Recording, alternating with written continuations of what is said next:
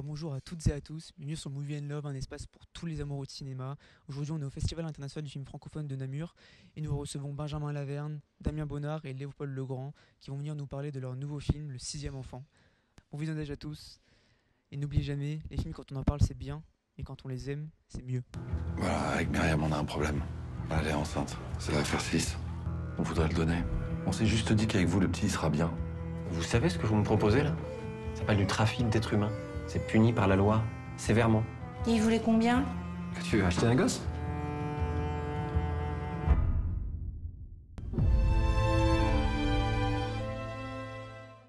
Alors bonjour, merci de nous recevoir cet après-midi pour parler de votre film, donc Le Sixième Enfant, qui est présenté au Festival international du film francophone de Namur. Je voulais déjà, pour commencer, que vous vous présentiez, peut-être pour ceux qui ne vous connaissent pas. Bonjour, moi je suis Léopold Legrand, je suis le réalisateur du Sixième Enfant. Et bonjour, moi je suis Damien Bonnard et je suis un des acteurs du Sixième Enfant. Après on est français tous les deux, mais on a tous les deux passé pas mal d'années en Belgique. Toi 6 ans 6 ans, ouais. Et 6 ans à l'Insas. Et moi 5 ans à l'Ergue, Saint-Luc, voilà, aux Beaux-Arts. Alors pour commencer, une question pour toi Léopold. Je voulais savoir, c'est ton premier film, ton premier long métrage. Et je voulais savoir quels sont les enjeux quand on se lance dans un premier long et qu'on a un casting en plus qui est composé d'acteurs assez expérimentés. Quels sont les enjeux ? L'enjeu c'est de raconter une belle histoire et si possible de la raconter de la manière la plus singulière et la plus émouvante possible. Après, c'est des acteurs chevronnés, effectivement, mais c'est aussi des gens passionnés par leur métier. Donc voilà, c'est même devenu des amis. Hein. Le boulot a été... je crois qu'on était tous très intéressés par cette histoire et l'envie de la défendre. Et donc voilà, on a fait un travail collectif autour de ce sujet en travaillant, en fait, beaucoup de travail. Voilà. Et donc pour revenir sur la genèse du projet, est-ce que tu peux nous en dire un petit peu plus sur comment elle t'est venue en tête, il y a combien de temps, si ça a pris du temps au scénario ? Le point de départ, c'est vraiment la rencontre avec le roman Pleurer des rivières que j'ai adapté librement et qui m'intéressait à double titre. D'abord parce que il y avait la trajectoire de ces deux femmes autour de cet enfant qui était un truc qui rejoignait des thématiques et une problématique personnelle. Et puis il y avait aussi la question du jugement qui s'altère, c'est-à-dire comment on préjuge des choses. Un enfant contre un camion sur le papier, c'est moralement discutable. Et puis quand on rentre dans l'intime des personnages, et qu'on les regarde avec tendresse et amour, le jugement change. Donc c'était ça qui m'intéressait de travailler. Voilà. Alors donc du coup pour revenir au casting du film, on voit qu'il y a beaucoup de liens qui sont déjà préexistants entre les acteurs. On sait que Benjamin a joué avec Sarah Giraudot dans un film, dans le discours où ils étaient déjà ensemble. On sait que Benjamin aussi a joué avec Judith Chemla dans Les Choses Humaines où il incarnait également un avocat. Damien qui jouait aussi avec Judith Chemla dans un film La Grande Magie. On voit qu'il y a des liens comme ça, que ce soit thématiques ou juste des liens comme ça humains qui sont déjà préexistants. Est-ce que pour toi c'était important d'avoir toutes ces connexions déjà présentes ? Non, en fait je pense que c'est 4 acteurs parmi des très doués de leur génération et moi c'était important qu'ils se retrouvent dans le personnage, qu'ils aient envie de le défendre, mais je savais pas quand j'ai fait le casting que Benjamin et Sarah avaient joué ensemble dans le discours. J'avais vu Le Sens de la fête, donc je savais que Benjamin et Judith avaient été mari et femme, mais c'était tellement autre chose que la question se posait même pas pour moi. Et puis le fait que Damien répondra mieux que moi à cette question, mais le fait de retravailler ensemble pour eux, c'est aussi grandir ensemble, avoir des expériences qui sont très différentes. Non, après moi Sarah, on s'était croisés sur un film de Sylvain Desclous il y a quelques années, mais on ne jouait pas ensemble. Judith, j'ai joué après avec elle, et Benjamin, j'avais jamais joué, mais moi c'était aussi ça qui me plaisait, au-delà du scénario que Léo nous a envoyé, qui était on avait envie de faire ce film, mais en plus il nous l'a proposé pratiquement avec ce casting-là, à nous 4, et c'était l'envie de travailler effectivement avec des gens avec qui j'avais jamais vraiment travaillé, comme Monsieur Laverne qui est un peu plus loin là. Comment tu as rencontré Léopold ? Comment il t'a parlé du projet et comment tu as reçu tout ça ? Alors j'ai reçu un mail, comme ça arrive de temps en temps, mais assez construit parce qu'il y avait une lettre personnalisée de Léopold. Il y avait ses 2 premiers courts-métrages et le scénario, c'est mieux. Et donc j'ai lu sa lettre, que j'ai trouvé très personnelle, ça fait une accroche. Et puis c'est le court-métrage que j'ai adoré, notamment Mort au code, que j'ai trouvé à la fois haletant, intelligent et avec un point de vue très particulier. C'est un plan séquence et l'idée était géniale, mais c'est surtout très bien réalisé. Et donc j'ai lu le scénario dans ses dispositions, c'est-à-dire en ayant déjà une idée du potentiel metteur en scène et donc en ayant une espèce d'avant-goût de ce que pourrait être cette histoire racontée par lui, par Léopold. Et j'ai lu ça comme une histoire, j'ai trouvé ça très très bien dialogué, et ça moi je suis très sensible au dialogue, notamment sur l'accroche des 20 premières pages. Je les ai trouvés intelligents, très très... Je sais pas, il y avait la sensibilité des dialogues, une justesse, et puis surtout un art de la dramaturgie des pivots, de basculer dans le thriller, et de comment ce jeune couple d'avocats qui n'arrive pas à avoir d'enfants rencontre ces gens du voyage, et puis comment on lui propose de le ramener, comment je propose de ramener le personnage de Franck joué par Damien Bonnard, puis qui me propose de boire un verre. Et donc tout ça sont des petits pivots dramaturgiques qui te font lire l'histoire comme un roman que tu dévores, comme une histoire en tout cas très prenante, haletante, et avec énormément de cœur, d'humanité, de justesse et de finesse, et sans juger ces personnages. On se met à la place de chacun d'entre eux, et en étant dans l'intime, on se met à changer d'avis sur juste la base, le pitch, c'est quand même un échange improbable. On ne peut pas échanger un enfant contre une camionnette. Exactement. Et en fait, le film fait faire un trajet dès la lecture, et on en sort plus intelligent parce qu'on est rentré dans une complexité, et c'est pas manichéen. On met pas les gens dans une case, on ne les juge pas. Il n'y a pas de jugement, et ça, en fait, ça m'a saisi dès la lecture. Et puis j'ai pris mon téléphone très très vite, et j'ai appelé Léopold.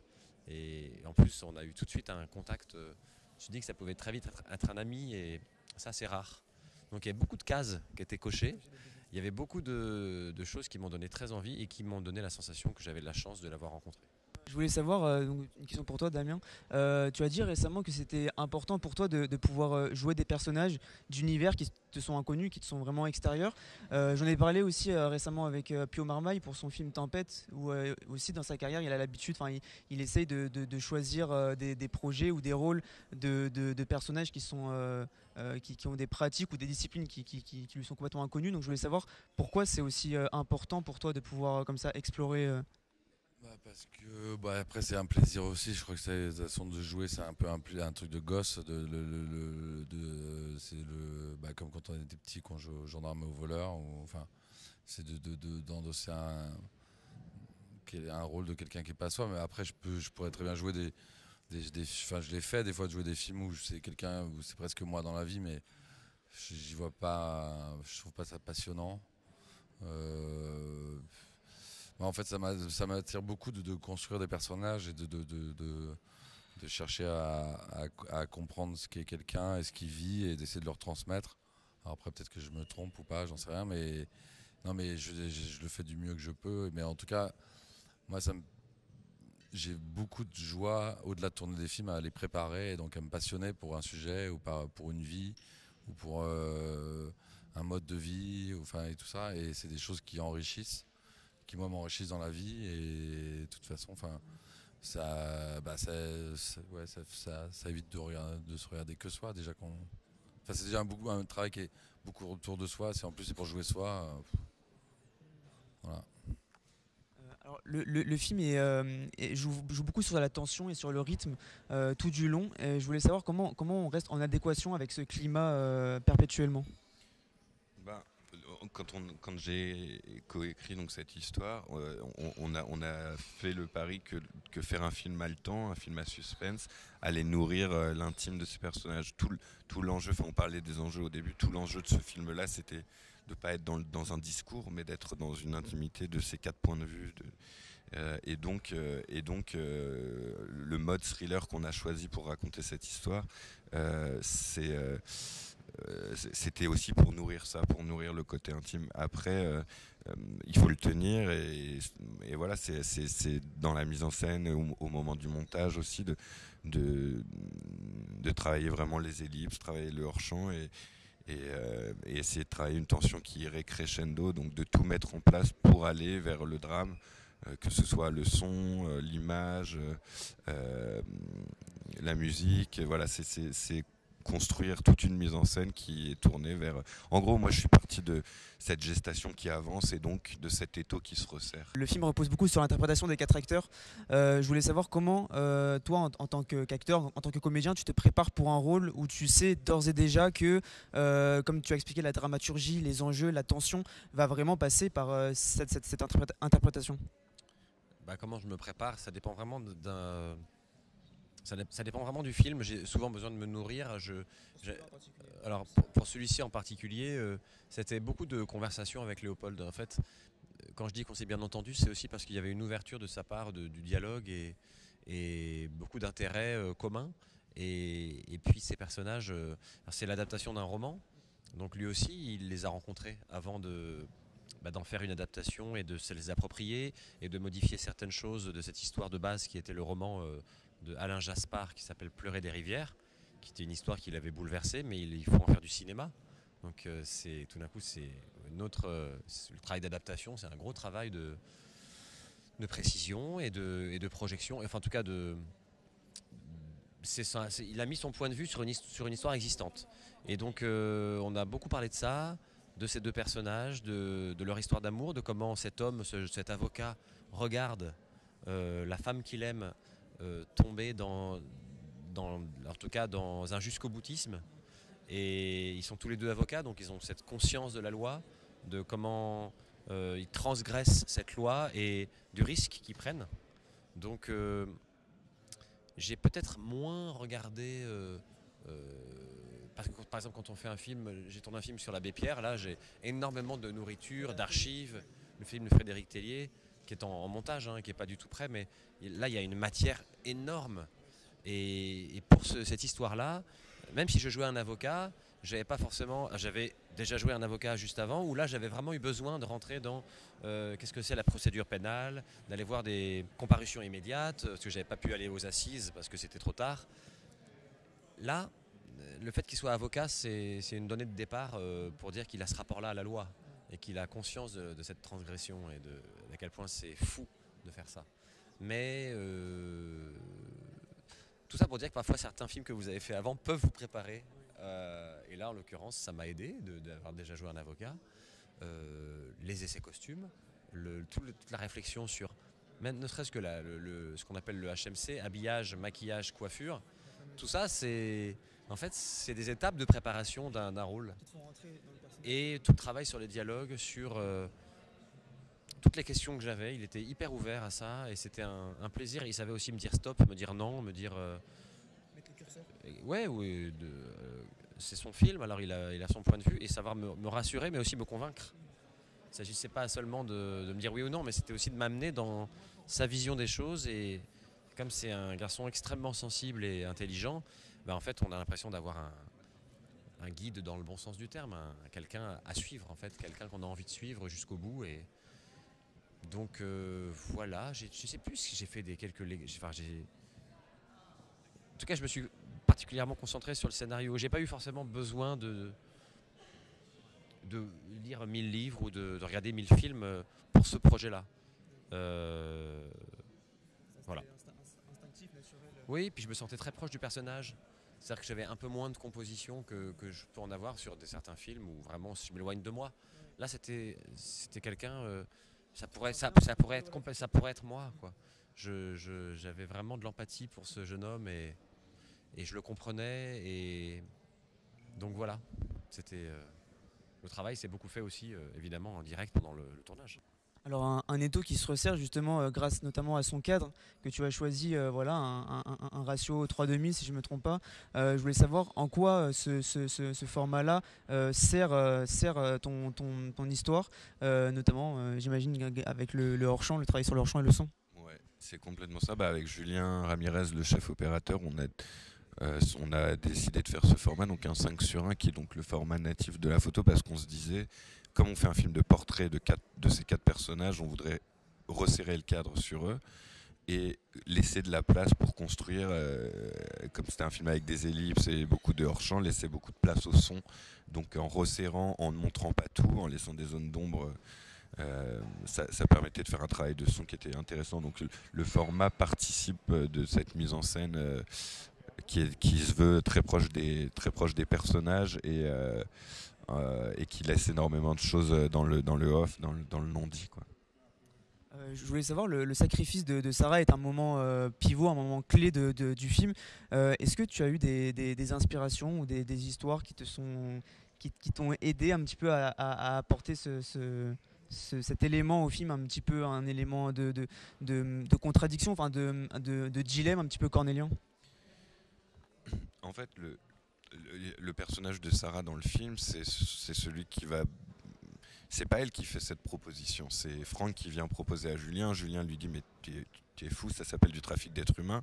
Et le personnage de Sarah, Anna, s'en empare et vient proposer une adoption simple qui n'est pas recevable pour Myriam parce c'est inavouable ce qu'elle entreprend. Et du coup, c'est le personnage où le spectateur se dit pendant le film, c'est elle qui a basculé en fait. Et pour moi, il m'importait de raconter que voilà, elle a suivi son désir pendant toute cette histoire, et puis ils arrivent, je vais pas spoiler le film, mais ils arrivent à la fin, et pour la première fois chez la juge d'instruction, elle pense à l'intérêt de l'enfant, et le seul moyen de sauver ses enfants, c'est donc de se sacrifier. Et l'inspiration, oui, c'est un texte biblique en fait. Je suis pas croyant, mais au petit, on m'a raconté l'histoire du jugement de Salomon, et c'est une femme qui, en faisant ce geste-là, ne sera jamais la mère de cet enfant, mais l'est devenue d'une certaine manière. C'est ça que je voulais raconter avec ce sacrifice. Et en fait, ce que moi je trouve dans cette séquence intéressante, et le personnage de Damien, Franck, en est l'exemple même, c'est-à-dire qu'il dit rien. Il dit rien parce que pourtant sa droiture normalement lui ferait dire mais non, ça s'est pas passé comme ça. Mais ils ont tous les 4 ils ont tous les 4 compris que le seul moyen de s'en sortir c'était celui-là, d'accepter et d'adhérer à ce qu'elle dit. Et donc le film réunit ces 4 personnages autour de cet enfant à cet endroit-là. Ce sera le mot de la fin, merci beaucoup. Alors on va juste très rapidement finir avec le petit rituel, petite tradition ici. Je vais te laisser choisir une question dans le verre et je vais te laisser y répondre. Allez, c'est parti. Tu peux intervenir ? Ouais. Dépêche-toi. Ouais, je me dépêche. Dégage maintenant. Si vous deviez choisir entre une sélection au Festival de Cannes et une sélection aux Oscars pour ce film, les Oscars, c'est une fois dans sa vie. Bien sûr. Merci beaucoup. Merci.